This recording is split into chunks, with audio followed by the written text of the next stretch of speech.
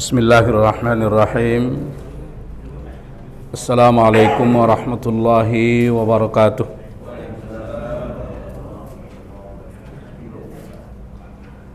Innal hamdalillahi nahmaduhu wa nasta'inuhu wa nastaghfiruh. Wa na'udzu billahi min shururi anfusina wa min sayyiati a'malina. May yahdihillahu fala mudilla lahu wa may yudlilhu fala hadiya lahu. أشهد أن لا إله إلا الله وحده لا شريك له وأشهد أن محمدا عبده ورسوله لا نبي بعد. اللهم صل على محمد وعلى آله وأصحابه أجمعين.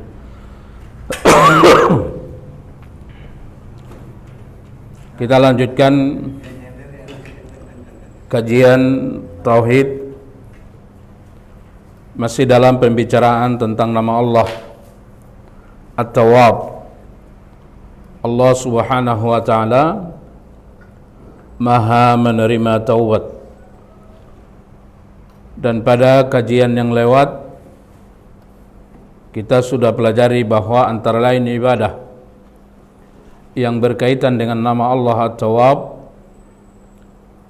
orang yang beriman harus banyak-banyak dan terus-menerus bertaubat kepada Allah Subhanahu wa ta'ala. Nah, jadi manusia itu tidak pernah berhenti melakukan dosa. Karena manusia tidak pernah berhenti melakukan dosa, maka Allah pun tidak pernah berhenti menerima taubat. Iblis itu enggak pernah berhenti menyesatkan manusia. Dia bersumpah di hadapan Allah, Ya Rabbi, karena kemuliaan dan keagungan-Mu, aku tidak akan pernah berhenti menyesatkan manusia itu selama ruh mereka ada di jasad mereka. Nah, itu sumpah iblis. Dan tidak sulit bagi iblis untuk menggelincirkan manusia agar supaya mereka jatuh kepada dosa.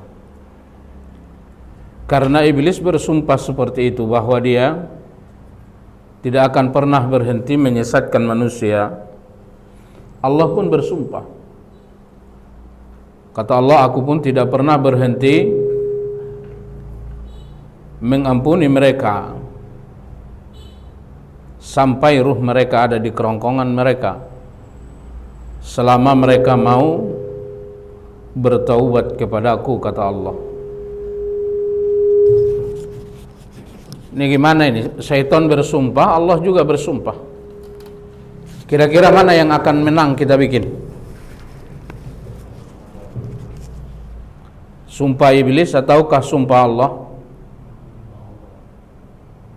Iblis mengatakan, aku enggak pernah berhenti menyesatkan manusia selama ruh mereka ada di kerongkongan. Allah pun bersumpah, aku pun tidak pernah berhenti memaafkan mereka selama mereka mau bertaubat sampai ruh mereka ada di kerongkongan. Mana yang jadi pemenangnya? Itu terserah kita. Itu terserah kita. Berarti intisari daripada sisa usia ini adalah taubat. Adalah taubat. Beribadah dan bertaubat. Nah, maka dari itu Allah katakan, hadza ma tu'aduna likulli awwabin hafidh. Ini surga adalah aku sediakan bagi orang yang awwab, yang terus-menerus bertaubat, dan orang yang terus-menerus beribadah kepada Allah. Nah, inilah yang harus kita lakukan di sisa usia kita, terus-menerus beribadah kepada Allah dan terus-menerus bertaubat kepada Allah Subhanahu wa taala. Nah, banyak-banyak beristighfar. Istighfar itu seperti yang saya katakan kemarin, istighfar itu adalah membuka langkah kita untuk bisa beribadah. Kalau ada orang penjahat, ada orang jahat selama ini tidak mau beribadah kepada Allah, kalau dia mau beribadah kepada Allah dengan benar-benar, maka dia harus bertaubat. Maka Bapak lihat, kalau mereka sudah bertaubat, maka mereka akan mampu beribadah kepada Allah Subhanahu wa taala. Nah, jadi istighfar itu akan membuat kita mampu beribadah. Maka daripada itu zikir yang paling afdal, yang nomor 2 adalah istighfar.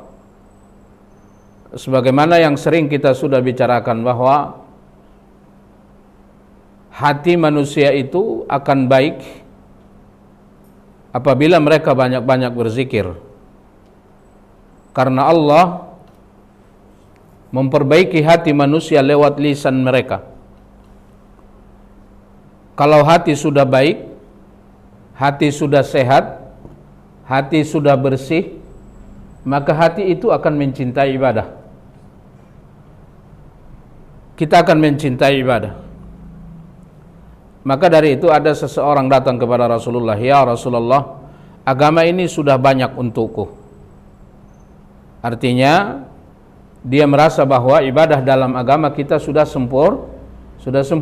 Ada salat, ada puasa, ada zikir, ada qiraatul Quran dan lain-lain. Cuman kata orang ini, bagaimana supaya aku bisa melakukan ibadah itu dengan baik? Bagaimana supaya aku bisa melakukan ibadah itu dengan baik? Kalau macam-macamnya sudah banyak. Cuman supaya aku bisa melakukannya dengan baik, bagaimana caranya ya Rasulullah? Kata Nabi, caranya adalah engkau harus membasahi lisanmu dengan zikir. Engkau harus membasahi lisanmu dengan zikir. Nah, jadi kalau ingin lebih baik beribadah, maka langkah awal terus-menerus berzikir. Maka dari itu Nabi SAW mengajarkan kepada kita akan sebuah doa di akhir daripada salat kita, Allahumma inni ala zikrika wa syukrika wa husni ibadatik. Ya Allah, bantu aku agar supaya aku bisa terus-menerus berzikir, agar supaya aku bisa terus-menerus bersyukur, agar supaya aku bisa terus-menerus memperbaiki ibadahku kepadamu. Nah, lihat, apa yang diminta pertama sekali adalah bantu aku supaya aku bisa terus-menerus berzikir. Jadi kalau tidak zikir nggak bisa bersyukur. Kalau tidak zikir tidak bisa terus-menerus memperbaiki ibadah. Nah, maka dari itu zikir itu akan membuat kita semakin mampu beribadah. Kenapa? Karena zikir akan membersihkan hati. Nah, zikir-zikir apa yang paling afdal? Apa zikir-zikir yang paling afdal untuk membersihkan hati, untuk supaya kita semakin mampu beribadah? Pertama adalah qiraatul Quran. Adalah qiraatul Quran. Allah katakan, wa nunazzilu minal Quran ma huwa shifaa'un wa rahmatul lil mu'minin wa la yazidu adh-dhalimina illa khasara. Al-Quran itu diturunkan Allah adalah obat. Obat untuk orang beriman. Obat apa? Obat penyakit hati dan obat penyakit tubuh. Jadi kalau hati lagi sakit, obati dengan Al-Quran.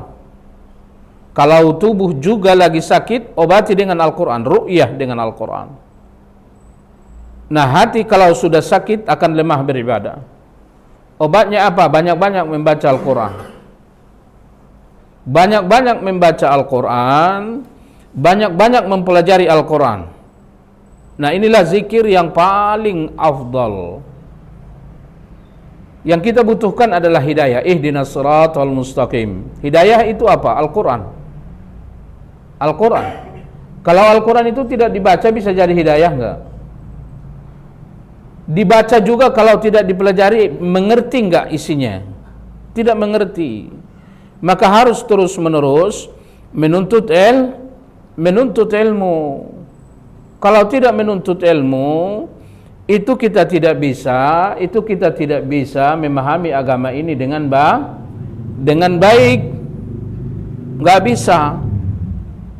Modal kebaikan hidup dunia akhirat adalah menuntut ilmu. Tidak ada yang paling penting selain daripada ilmu agama. Jemaah sekalian, sering sekali orang tidak mengerti apa kebahagiaan di atas dunia ini. Orang tuh mendefinisikan kebahagiaan di atas dunia ini dengan definisi yang bermacam-macam. Iya enggak? Kalau Bapak tanya orang, menurutmu apa yang akan membuat engkau bahagia di atas dunia ini? Itu nanti jawabannya akan bermacam-macam. Ada orang yang mengatakan mungkin aku akan bahagia di atas dunia ini kalau aku banyak uang. Jadi kira-kira kalau enggak dapat uang banyak dia gimana dia tuh? Dia berpikir bahwa dia akan bahagia kalau uangnya banyak. Kalau uang saya banyak, saya akan bahagia. Saya akan ini, akan itu, akan ini itu. Nah, lalu dia enggak dapat uang. Bahagia enggak dia? Enggak bahagia dia, karena dia sudah salah mendefinisikan bahagia itu. Nah, selama ia enggak dapat uang, dia ada dalam kesedihan, ada dalam kegelisahan, ada dalam ketakutan, stres. Kenapa? Karena enggak punya uang. Karena dia mendefinisikan bahagia itu adalah kalau dia punya uang. Orang-orang sakit itu mendefinisikan bahagia itu kalau saya sembuh. Kalau saya sakit ini sembuh, saya sehat, saya akan bahagia. Nah, kalau selama dia tidak sembuh atau dia tidak mendapatkan kesembuhan itu, dia juga selama itu tidak ada dalam kebahagiaan. Tidak ada dalam kebahagiaan. Ada orang yang mendefinisikan kalau saya jadi pejabat saya akan bahagia. Saya akan bahagia. Maka dia mengeluarkan uang yang banyak supaya dia menjadi seorang pejabat. Gagal mendapat pejabat. Stres enggak dia? Sakit. Lihat, kalau musim-musim cari setahun lagi musim cari jabatan, lihat rumah sakit itu penuh orang yang stres, orang yang menderita. Kenapa? Karena kebahagiaannya terambil. Kenapa? Karena menurut dia bahagia kalau dia menjadi seorang pejabat. Bukan itu kebahagiaan. Kebahagiaan itu Allah katakan adalah dalam agama. Kebahagiaan itu Allah katakan adalah dalam ibadah. Ya ayyuhalladzina amanu stajibu lillah walir rasul idza da'akum lima yuhyikum. Wahai orang beriman, kalau kalian diajak Allah kepada sesuatu yang menjadikan kalian hidup, sesuatu yang menjadikan kalian bahagia, yaitu beribadah kepada Allah, maka perkenankanlah.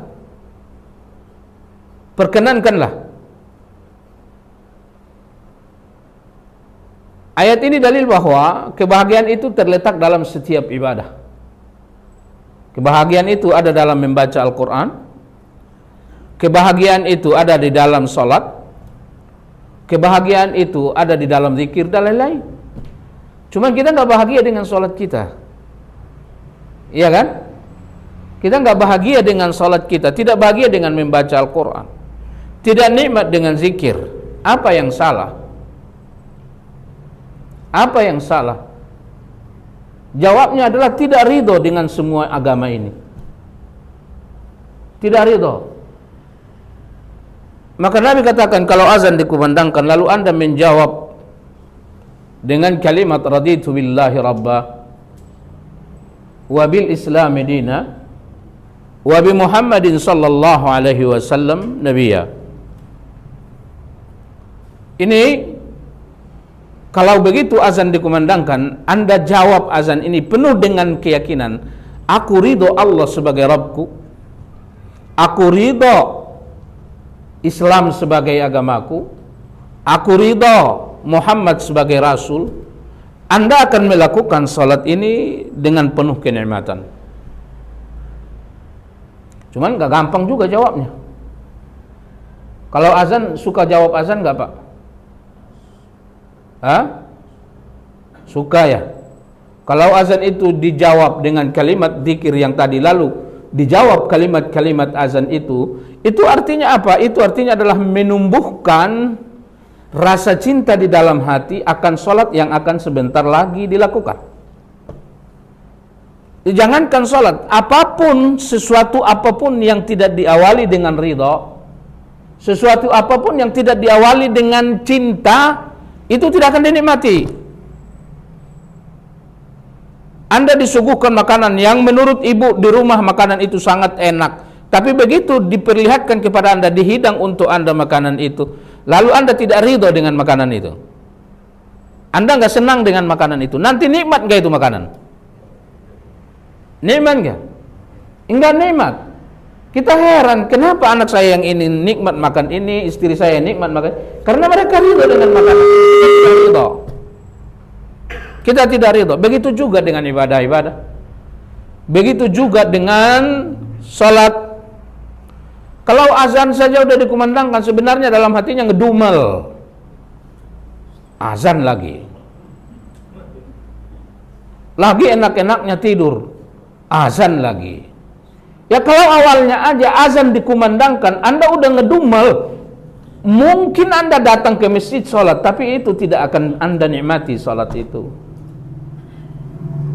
Tapi kalau Anda terus-menerus menunggu azan, lalu azan dikumandangkan, Anda katakan, ya Allah, raditu billahi rabba wa bil islami dina wa bi Muhammadin sallallahu alaihi wasallam nabiyya.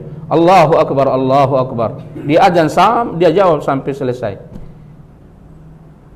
Kira-kira nanti salatnya nikmat enggak? Salatnya nikmat. Salatnya nikmat. Nah, jadi permasalahan kita di dalam beragama ini tidak nikmat. Saya heran katanya, ustadz-ustadz itu selalu ngomong kalau kenikmatan itu ada dalam agama. Tapi saya nggak pernah merasakan kenikmatan dalam ibadah. Kenapa seperti itu? Bukan ustadz yang ngomong, Allah yang ngomong. Kenapa seperti itu? Jawabnya kita tidak ridho dengan agama ini. Bisa jadi karena kebodohan, maka kita tidak ridho dengan agama ini. Maka lihat, ada zikir yang tadi dibaca ketika setiap azan dikumandangkan. Kapan lagi zikir itu dibaca? Raditu billah. Kapan? Pagi. Sebelum Anda berikhtiar untuk mendapatkan rizki Anda.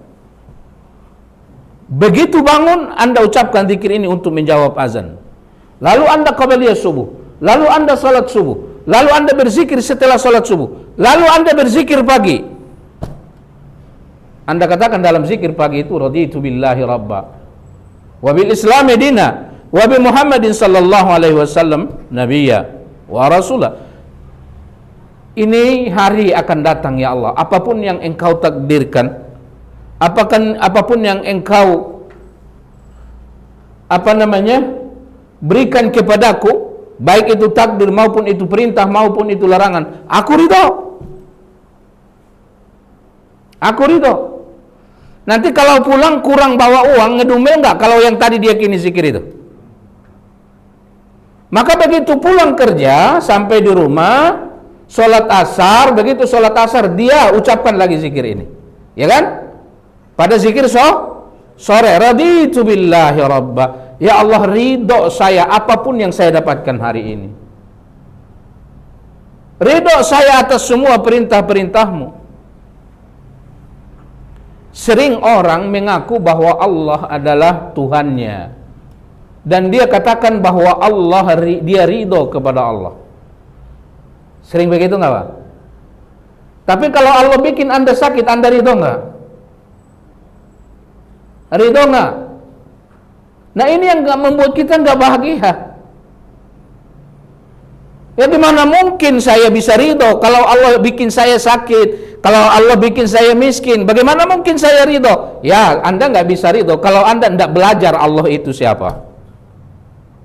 Maka keriduan ini, keriduan kepada tiga hal ini tidak bisa Anda dapat kalau Anda tidak mempelajari agama ini. Bolak-balik pun Anda mengatakan raditu billahi rabba, raditu billahi rabba, raditu billahi rabba. Iklan, dia iklankan dengan lisannya. Dia sebut dengan lisannya, aku ridho kepada Allah, bahwa Allah adalah Rabbku. Giliran hari ini nggak dapat uang, marah dia sama Allah. Giliran hari ini dia ada masalah, marah dia sama Allah. Katanya ridho. Katanya ridho. Tapi kenapa marah sama Allah? Ya kalau Anda nggak ridho sama Allah, Anda nggak akan bahagia. Kebahagiaan Anda di atas dunia ini adalah tergantung sejauh mana keriduan Anda kepada tiga hal tadi. Tergantung sejauh mana keriduan Anda kepada Allah. Allah kasih uang, ridho, dia bersyukur. Allah kasih ujian, Allah kasih penyakit, dia ridho, dia bersabar. Semakin Anda ridho dengan ketentuan Allah, semakin Anda bahagia. Di situ letak kebahagiaan. Sakit, Ustadz kena musibah, sakit, kena kemiskinan, penyakit, ya sakit, tapi itu tidak mengambil kebahagiaan selama Anda ridho. Dan apa ada jalan lain selain daripada ridho? Enggak ada. Memang hanya ridho yang akan membuat musibah itu Anda bahagia. Kalau Anda sakit, berontak, itu penyakit pergi enggak? Enggak. Lalu kira-kira adakah kekuatan yang bisa Anda manfaatkan untuk menghilangkan penyakit ini? Tidak ada, walaupun Anda memakai seluruh kekuatan makhluk. Tidak ada yang bisa merubah takdir Allah. Sekalipun Anda memiliki kekuatan, seluruh kekuatan makhluk untuk merubah takdir Allah yang Anda tidak suka, itu tidak akan bisa.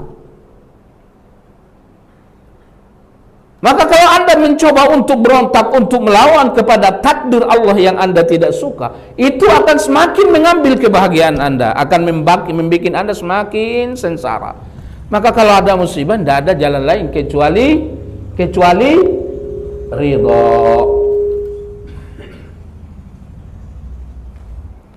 Allah katakan, salatlah kalian wahai orang-orang yang beriman. Enggak ridho dia dengan salat itu. Gimana modelnya? Ya kalau enggak ridho, ya selama sholat itu tidak diridhoi, selama itu kita tersiksa. Orang munafik tuh begitu. Wa idza qamu ila shalah qamu kusala. Qamu kusala. Dia enggak ridho dengan Allah. Dia tidak ridho dengan Islam. Padahal dia ngomong, wabil Islam medina, aku ridho Islam agamaku. Aku ridho Islam dengan agamaku. Islam katakan, Anda jangan makan riba. Ridho enggak?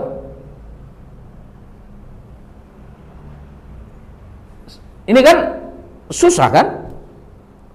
Kenapa enggak boleh makan riba? Saya kan butuh banget, kok enggak boleh? Islam bilang jangan makan riba. Tapi tadi Anda ngaku bahwa aku ridho agamaku adalah Islam. Kan sering begitu. Ya, lihat perempuan, dia tidak menutup aurat. Tapi Al-Quran ngomong, Islam mengatakan, tutup auratmu. Ridho enggak? Perempuan Al-Quran katakan, apa kata Al-Quran? Lidzakari mithlu hadzil unthayain. Satu perempuan, dua perempuan sama bagiannya dengan satu laki-laki. Ridho enggak? Jadi sering sekali agama ini kita tidak ridhoi. Padahal ikrarnya kita ridho. Rasul Shallallahu Alaihi Wasallam ridho enggak kalau Rasul adalah sebagai Rasul? Ridho enggak? Ridho. Kalau ikrarnya begitu, ridho. Aku ridho Muhammad sebagai Rasul. Tapi kalau ajaran Rasul itu nggak sesuai dengan syahwatnya dia nggak ridho. Benar nggak itu? Benar nggak? Benar. Kamu yakin Muhammad Rasul? Ya yakin. Lalu Rasul katakan jangan lakukan begini. Wah, saya pingin begini. Nah, nggak gampang ikut Rasul itu juga nggak gampang. Nggak gampang. Kalau Anda mengaku bahwa Muhammad adalah Rasul, maka Anda harus ridho pada setiap ajarannya. Nah, kalau Anda ridho kepada Allah, ridho kepada agama Islam, ridho kepada Rasulullah, Anda akan pasti bahagia.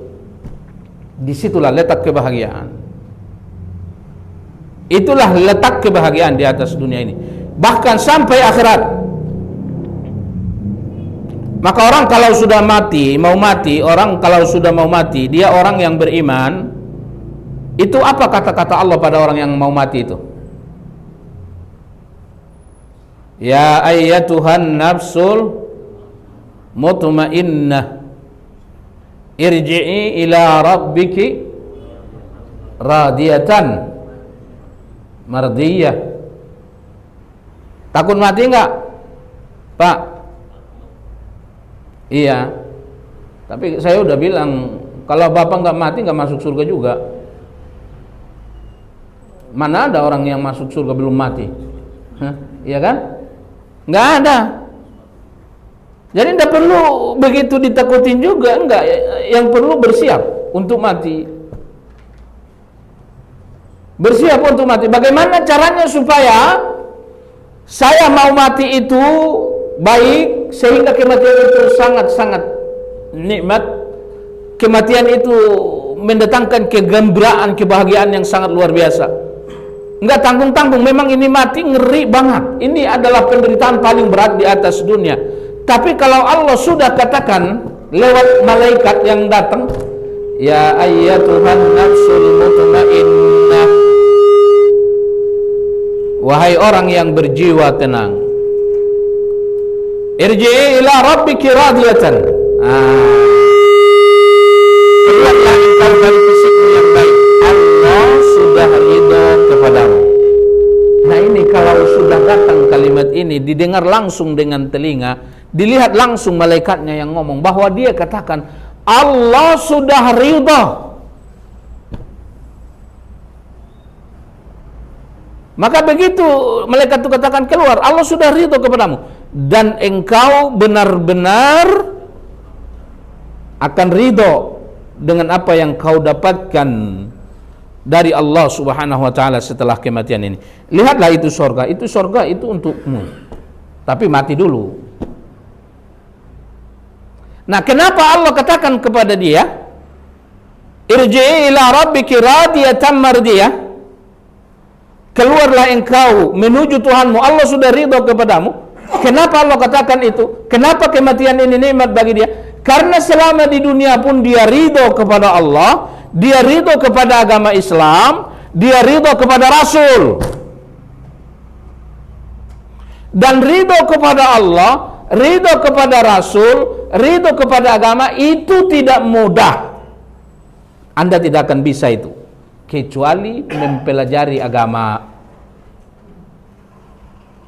Kecuali belajar. Semakin Anda rajin belajar, semakin Anda ridho kepada tiga hal ini.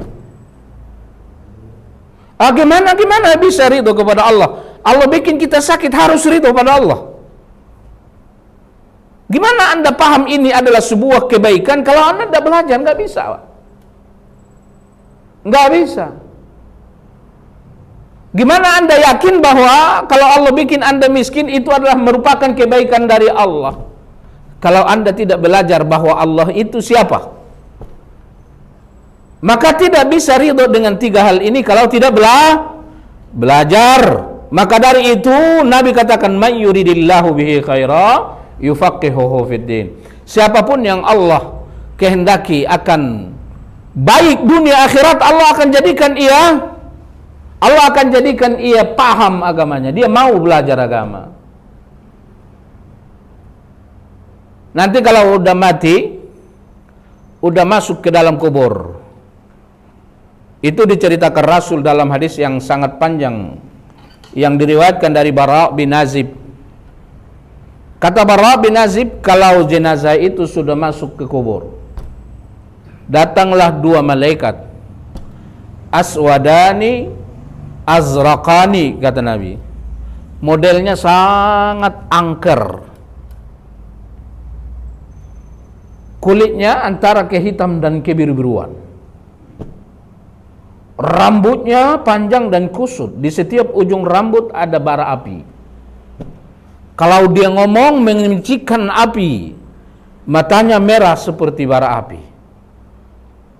Bisa nggak Anda bayangkan itu ketika awal pertama sekali Anda bertemu dengan dia di sebuah alam yang sangat Anda asing dengan alam itu, alam barzakh.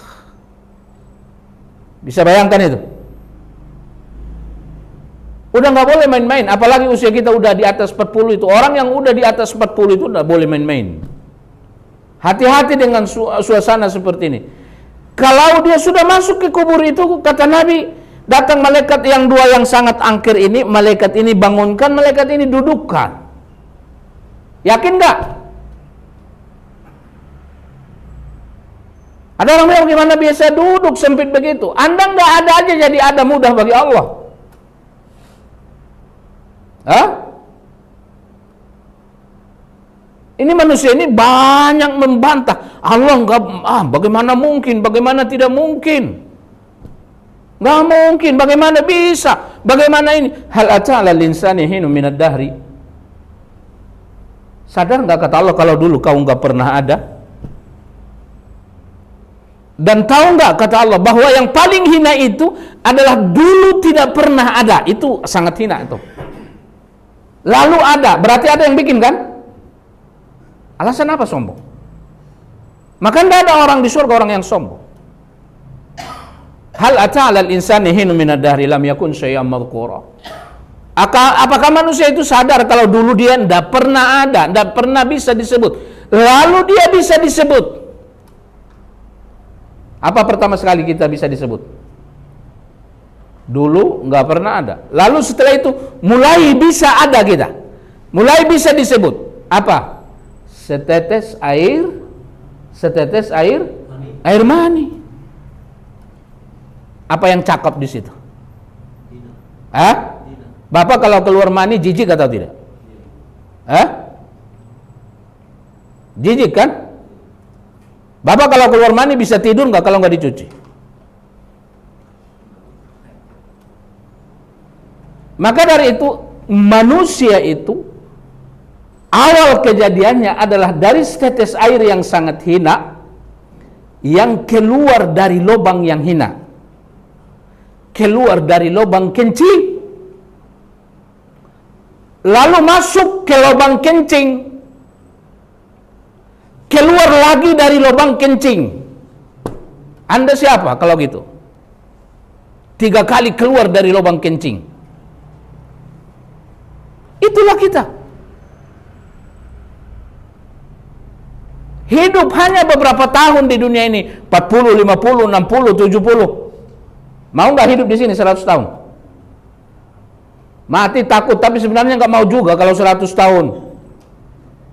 Iya kan? Nanti akhirnya ruh itu akan keluar. Ruh itu tidak akan mati, Pak. Ruh itu abadi. Yang mati itu jasad. Kalau kita sudah keluar ruh dari jasad, ingat, paling cepat berubah nama Anda. Tidak lagi dipanggil Anda sebagai nama Anda, tapi Anda dipanggil sebagai jasad, mayit, jenazah. Maka dari itu ulama katakan mabalul insan awaluhu nutfah wa akhiruhu zifah. Apa yang membuat manusia sombong? Awalnya dia setetes air mani yang sangat bau, keluar dari lubang kencing, masuk ke lubang kencing, keluar lagi dari lubang kencing, akhirnya dia menjadi bangkai yang sangat bau. Itulah kita. Yang akhirnya keluar dari jasad kita, ruh kita, masuk ke dalam kubur. Nah, lalu setelah masuk kubur, malaikat dudukkan kembali. Inilah pintu gerbang akhirat. Anda akan selamat di akhirat dinilai bagaimana Anda berawal di akhirat itu. Awal akhirat itu mati. Anda akan selamat kalau di mati ini Anda husnul khatimah. Awal akhirat itu masuk ke barzakh. Anda akan selamat kalau di barzakh ini Anda bisa menjawab pertanyaan. Maka ada doa yang wajib dijawab, dibaca dalam tahiyat akhir. Allahumma inni a'udzubika min adzabi jahannam wa a'udzubika min adzabil qabr wa min fitnatil mahya wa min fitnatil mamat. Fitnah al-mamat apa? Apakah husnul khatimah atau su'ul khatimah? Yang kedua, apakah bisa menjawab pertanyaan di kubur atau tidak menjawab? Tidak bisa. Kalau Anda husnul khatimah bisa jawab nggak pertanyaan di kubur? Kalau Anda bisa jawab pertanyaan di kubur, selamanya akan pasti baik. Pertanyaannya 3 juga. Anda pasti bisa baca, jawab, mulai dari sejak kecil. Kembali kepada yang tadi. Man rabbuka?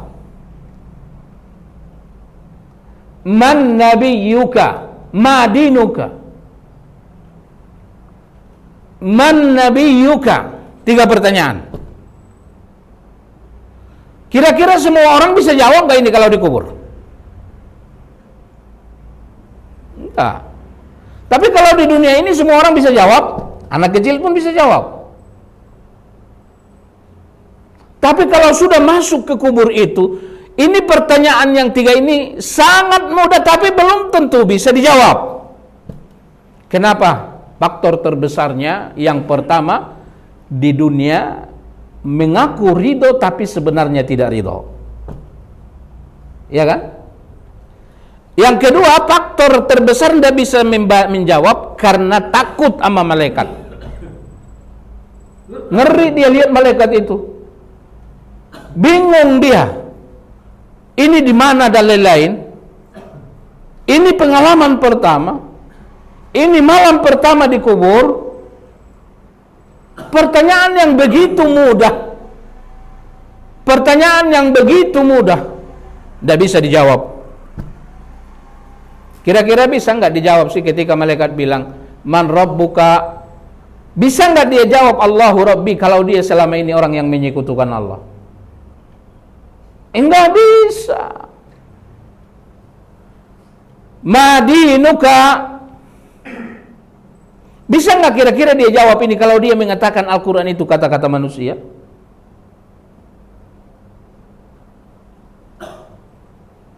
Man nabiyuka? Bisa nggak kira-kira dijawab ini kalau dia tidak mengikuti sunnah Rasul? Nggak bisa, Pak. Pertanyaannya sangat mudah. Anda akan selamat kalau bisa jawab.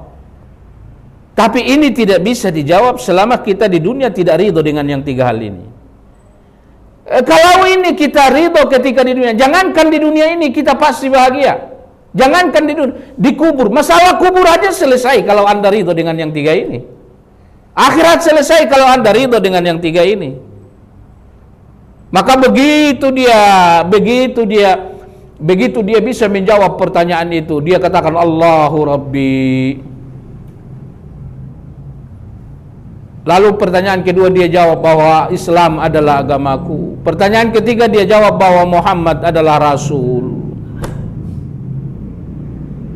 Dia ada dalam kebahagiaan yang sangat luar biasa.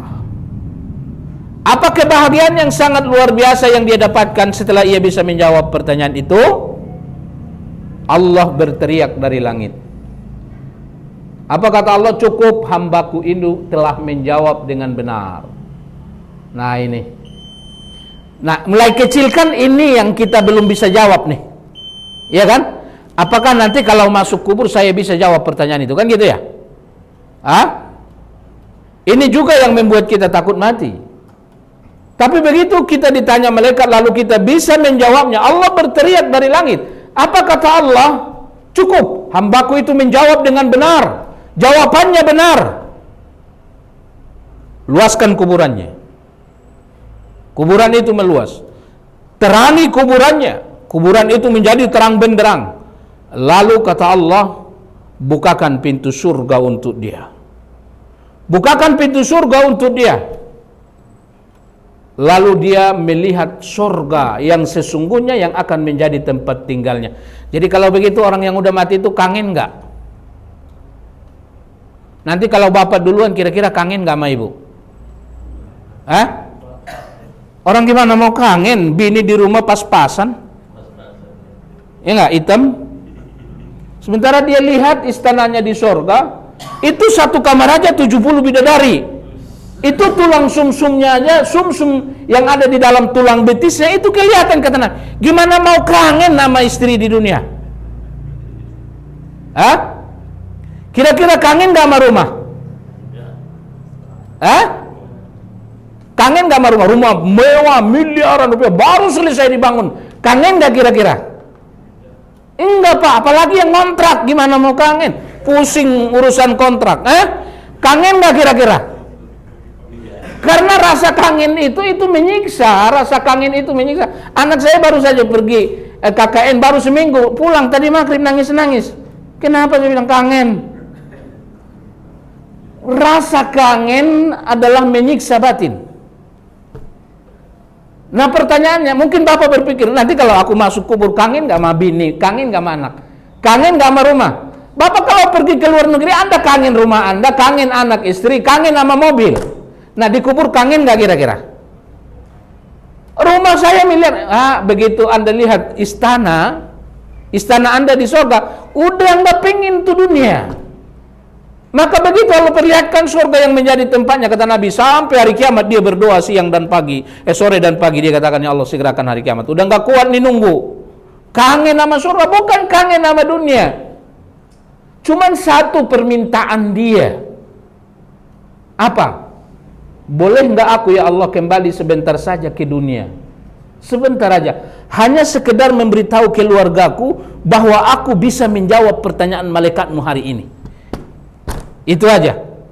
Karena keluargaku di dunia itu nggak bisa jawab. Mereka akan selalu sedih, akan selalu rindu, nggak bisa menjawab sampai hari kiamat. Apakah aku bisa menjawab pertanyaan malaikatmu ini? Sekarang sudah bisa aku jawab, ya Allah. Boleh nggak kembali sekedar untuk bercerita kepada mereka kalau aku bisa menjawab pertanyaan malaikatmu? Ingat, kubur ini sangat nikmat kalau Anda ridho terhadap tiga hal ini. Apalagi di dunia. Inilah kunci kebahagiaan di dunia. Ridholah kepada Allah dan semua ketentuannya. Ridholah kepada agama Islam dan semua ketentuannya. Ridholah kepada Rasul dan semua sunnahnya. Lakukan perintahnya dengan penuh kecintaan. Tinggalkan larangannya dengan penuh kecintaan. Anda akan bahagia. Bukan definisi yang tadi. Uang yang banyak, kendaraan yang mewah, rumah yang bagus. Enggak. Setiap kali Anda definisikan dunia dengan definisi Anda, lalu Anda gagal mendapatkannya, di saat itu Anda tidak akan bahagia. Itu pasti. Ya? Ada pertanyaan?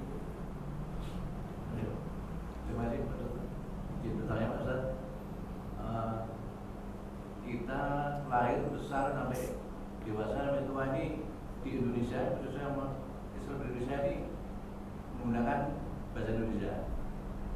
Sementara kita kalau berdoa ini apakah boleh menggunakan bahasa Indonesia di luar sholat?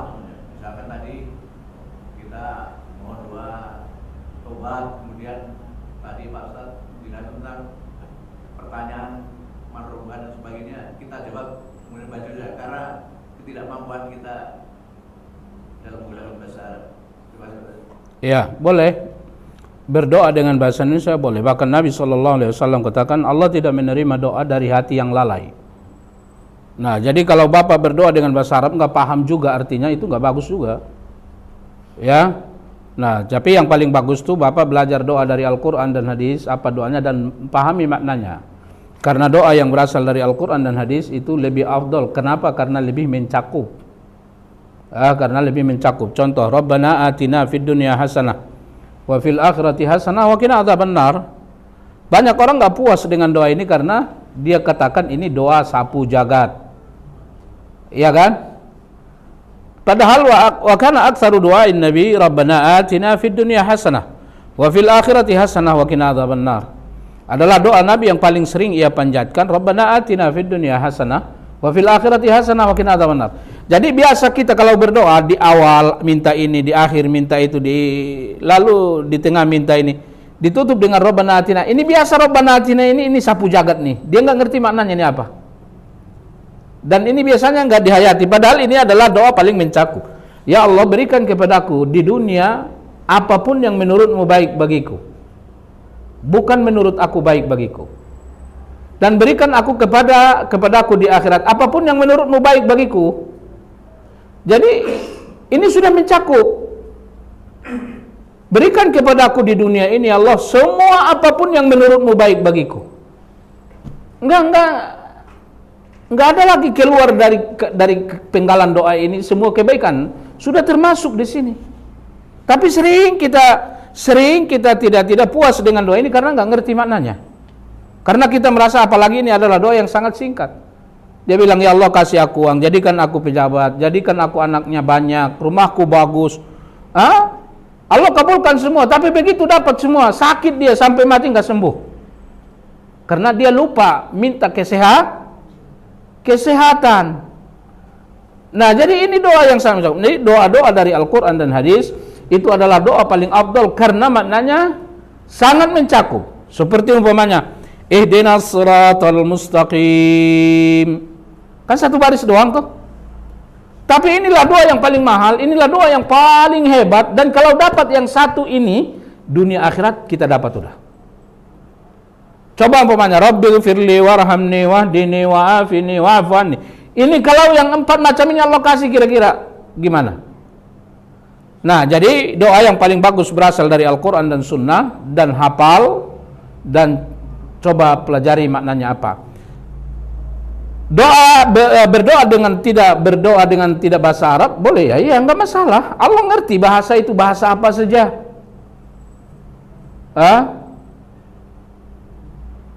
Allah mengerti bahasa apa saja, Allah mengerti. Dan tidak ada dalil yang menjelaskan bahwa apa bahasa di barzakh. Tadi katanya man rabbuka, iya itu adalah bahasa Nabi yang membuat Bapak bisa mengerti. Apa bahasa di surga?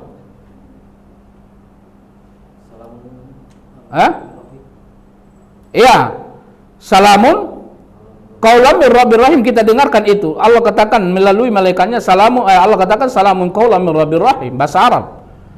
Lalu Nabi SAW mengatakan, Allah katakan bahwa malaikat akan menyambut penduduk surga, salamun alaikum tibtum fadkhuluha khalidin. Iya kan? Nah, cuman tidak ada memang dalil yang jelas bahwa di surga berbahasa Arab. Coba cari, gak ada tuh. Kenapa dengan kalimat-kalimat Arab seperti itu? Memang karena Al-Quran kita Arab. Nabi itu Arab. Nah, bagaimana agama ini kita pahami kalau tidak melalui bahasa yang kita bisa pahami? Nah, jadi jangan risau dengan saya nggak bisa bahasa Arab, nanti gimana bacanya? Nggak bisa bahasa Arab, gimana nanti ngomong di surga? Kenapa? Jadi yang jelas itu surga tidak nikmat kalau Anda tidak bisa bicara di situ, ya kan? Jadi nggak usah pusing dengan itu. Saya nggak bisa bahasa Arab. Boleh nggak berdoa dengan bahasa yang bukan bahasa Arab? Boleh, bahasa apa aja. Yang penting Anda hayatin ini doa. Ini intisari daripada doa. Bisa nggak saya nanti bicara di surga? Bisa nggak saya nanti menjawab pertanyaan malaikat di kubur? Saya kan nggak bisa bahasa Arab. Yang penting itu tadi, Anda beribadah kepada Allah, tauhidkan Allah dengan benar, ridho dengan Allah, ridho dengan agama ini, ridho dengan Rasul Sallallahu Alaihi Wasallam. Semua akan baik-baik aja. Ada lagi? Waalaikumsalam. Saya dapat amanah tadi di pertanyaan saya mengenai pertanyaan tentang hukum asal ibadah. Masalah? Hukum asal ibadah. Karena ada teman yang mengatakan bahwa hukum asal ibadah itu berubah. Ada amanah pertanyaan ini. Tolong menjelaskan hukum asal ibadah. Dari mana dasarnya hukum asal ibadah mubah?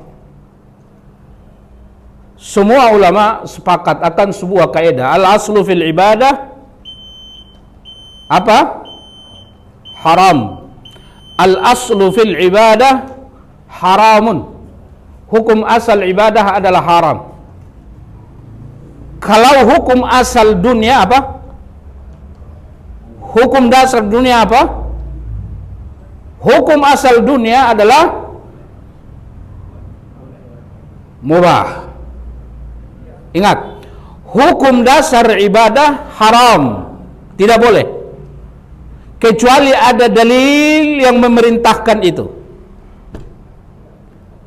Hukum dasar urusan dunia boleh, kecuali ada larangan tentang hal itu. Saya kasih contoh. Ini kita mau sholat Isya. Ibadah nggak sholat Isya? Ada perintahnya nggak? Sholat Isya ini tidak ibadah kecuali ada perintahnya. Oke? Anda sholat Isya berapa rakaat? Ada perintahnya 4 rakaat.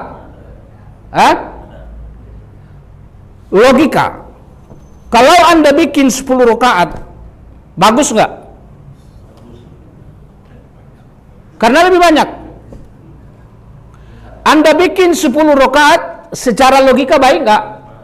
Karena ibadah itu adalah yang bagus, itu adalah banyak.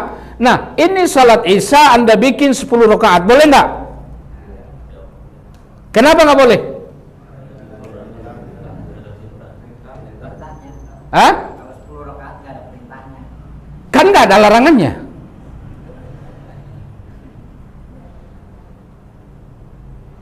Kan nggak ada larangannya. Kalau asal agama adalah harus, berarti yang Anda cari adalah larangannya. Ini boleh aja ini sholat Isya 20 rakaat, 30 rakaat. Harus, dasar hukumnya harus. Dasar hukumnya harus. Saya mau bikin 20 rakaat boleh. Selama nggak ada larangannya. Ada larangannya nggak kalau sholat Isya 20 rakaat? Ayo jawab. Hah?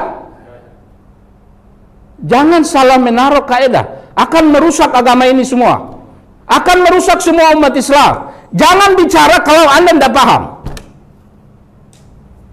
Anda akan membuat orang sesat. Akan membuat agama ini rusak agamanya. Saya mau nanya, nanti sholat Isya berapa rakaat Bapak? 4 rakaat. Kenapa 4 rakaat? Hah? Karena perintahnya boleh nggak 20? Ada larangannya 20? Cari sampai hari kiamat, nggak Anda ketemukan itu. Maka setiap ibadah jangan cari larangannya, nggak bakalan ketemu. Itu kaidah. Itu kaidah. Nah sekarang puasa Ramadan berapa hari? 1 bulan. Anda sibuk Ramadan, boleh ganti nggak nanti di Syawal? 30 hari juga, boleh nggak? Boleh nggak? 30 hari juga Anda puasa Syawal. Saya nggak sempat di bulan Ramadan, saya puasa nanti di Syawal. Boleh nggak? Nggak boleh kan? Kenapa nggak boleh? Karena perintahnya di bulan. Emang kalau saya bikin di bulan Syawal ada larangan? Nggak bakalan ada Pak, sampai hari kiamat nggak ada. Karena memang ibadah itu yang harus Anda cari adalah perintah, bukan larangan. Karena ibadah dinamakan ibadah ketika Anda taat perintah. Paham? Ya kalau soal dunia asal hukumnya adalah harus. Illa ma dallat dalilu ala tahrimiha. Kecuali ada dalil yang mengharamkannya. Makan nasi boleh nggak? Ada perintahnya. Kenapa Bapak bilang boleh? Ya bagus. Nggak ada larangannya kan? Makan babi boleh nggak? Kenapa nggak boleh? Ada larangannya. Paham? Urusan dunia dasar hukumnya semua harus. Dasar hukum semua urusan dunia boleh. Kenapa? Karena dunia akan terus berkembang. Agama tidak akan pernah berkembang. Bagaimana mungkin agama berkembang, ibadah berkembang, Al-Quran tidak turun lagi, Nabi sudah wafat. Masih ada ibadah-ibadah, oh ini di zaman Rasul nggak ada, sekarang ada. Mungkinkah itu terjadi? Ini aneh ibadah ini. Di zaman Nabi nggak dikenal ini, lalu ada sekarang. Al-yawma akmaltu lakum dinakum wa atmamtu lakum ni'mati wa raditu lakumul Islam dinan. Nabi mustahil diwafatkan sebelum Islam ini sempurna. Kalau masih ada yang muncul ibadah ini, siapa yang menjadi panutannya? Kasih tahu siapa yang jadi panutannya? Kiai mana, Habib mana yang dijamin masuk surga? Jangankan Kiai Habib, Imam Syafi'i aja Nabi nggak tahu mau lahir. Nggak ada yang bisa membawa Anda masuk surga kecuali Al-Quran dan Sunnah. Hukum dasar dunia adalah boleh, harus, kecuali ada larangan. Makan nasi harus, boleh, hukum dasarnya boleh. Nggak usah cari perintahnya, nggak bakalan Bapak dapat. Mana ya hadis dan ayat yang memerintahkan boleh makan nasi? Nggak ada itu. Mana ya hadis yang boleh memerintahkan boleh makan kambing, sate kambing? Nggak ada itu, Pak. Dasarnya semua boleh selama Anda tidak menemukan larangannya. Paham? Kambing halal, nggak ada yang mengharamkannya. Babi haram karena ada yang mengharamkannya. Kalau ibadah jangan coba-coba, kan nggak ada juga larangannya. Ini orang berarti tidak paham agama. Kenapa Anda lakukan itu? Memang kenapa baik? Kan nggak ada perintahnya, Pak. Ya kan larangannya juga nggak ada. Udah, ini nggak usah diajak bicara, berarti tidak paham, selesai. Bikin pusing. Ngajak orang yang berbicara tidak paham, bikin pusing, ya kan gitu. Jadi coba agama ini semua.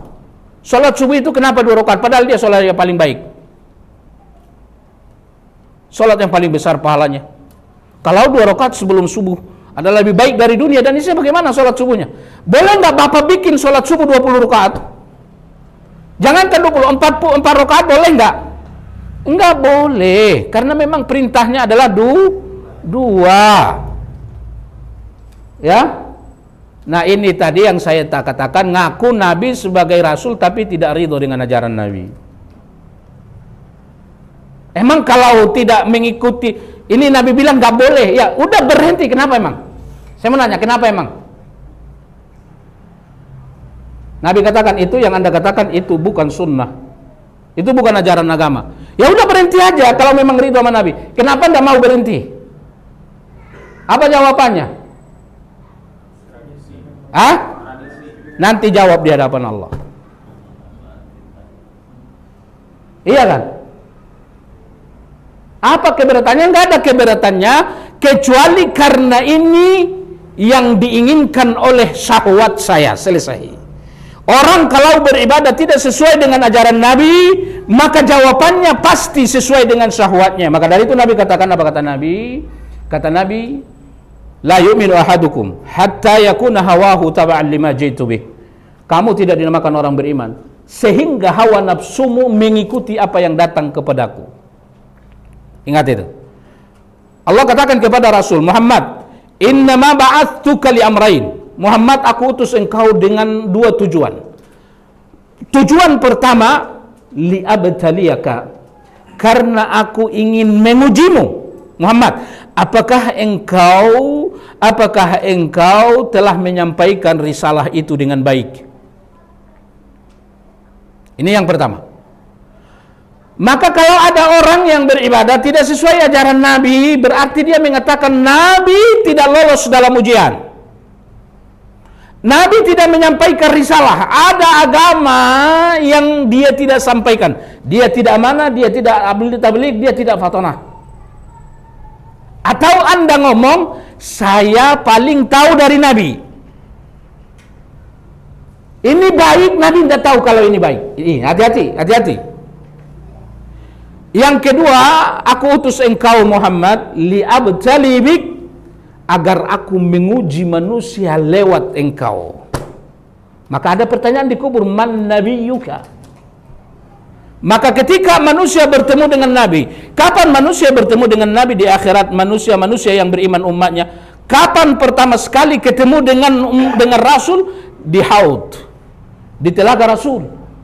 Begitu mereka dijemur luar biasa hausnya, maka mereka mendatangi haud dengan harapan minum. Kalau minum haud Rasul selama-lamanya tidak akan haus, walaupun orang itu masuk neraka.